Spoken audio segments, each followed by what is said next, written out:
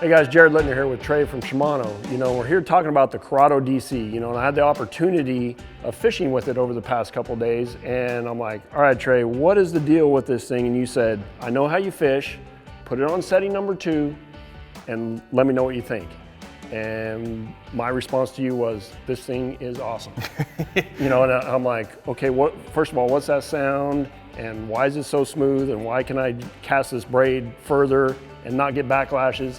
Skip a frog underneath the tree, not get a backlash, and you're like, all right, so I got a learning lesson, but I have a hard time retaining information. So explain it to me one more time, please. Absolutely. So really this Curado DC is a Curado. So everything a Curado is known for: versatility, solid, rigid, durable, right? Strong, power. So it's a Curado with a DC treatment.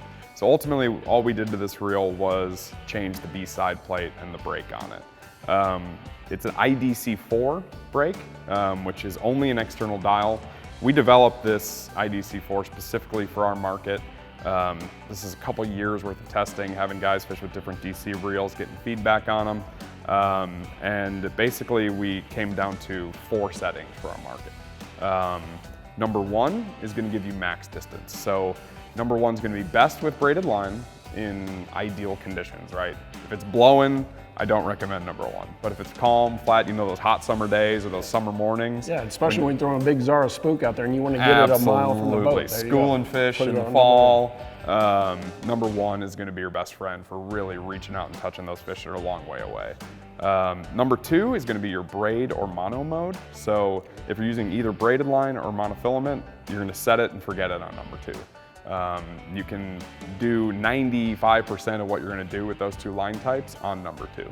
So I think you're going to live on number 2 quite a bit. I know you use a lot of braid. I do throw a fluorocarbon. Right.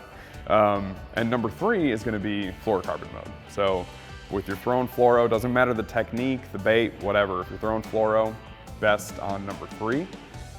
Number 4 setting is going to be the extreme conditions mode. So if it's windy or if you're skipping, number 4. So like skipping docks and skipping docks, number 4 is going to be the best, just to avoid blow-ups.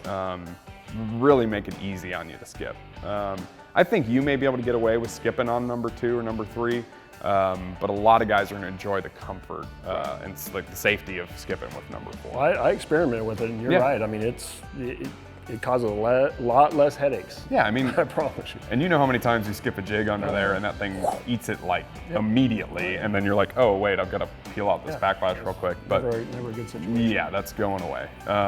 So then otherwise, I mean, it's got the same other features as Curado. It's got your Hagane Body, metal body, MicroModule gear, which Curado is in Curado now for the first time. So smooth, powerful, durable, powerful gears.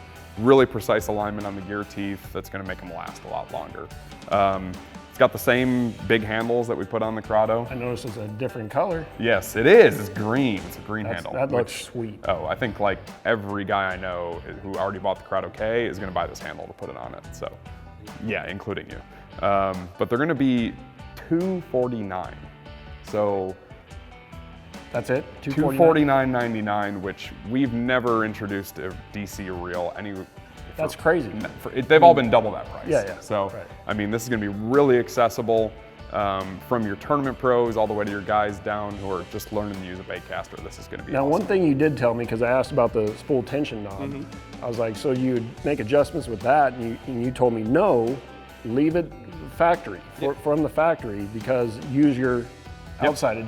So you're basically going to be, it's going to be factory set on the spool tension. Okay, so don't play around with that. You don't have to play around with it. I mean, you can if you really want to, but the DC unit's best going to work with the spool tension set at what it comes from the factory. So if somebody does get a little out of hand, how do you reset it? You can basically just go back to where you're eliminating any side-to-side play. So you don't want the spool going back and forth at all. No wobble. Back and forth. But if you do that, then the performance of this reel is going to be outstanding. It's going to have a really high-end look, feel, and performance level. So they're going to be available this fall, and you can find them at tacklewarehouse.com.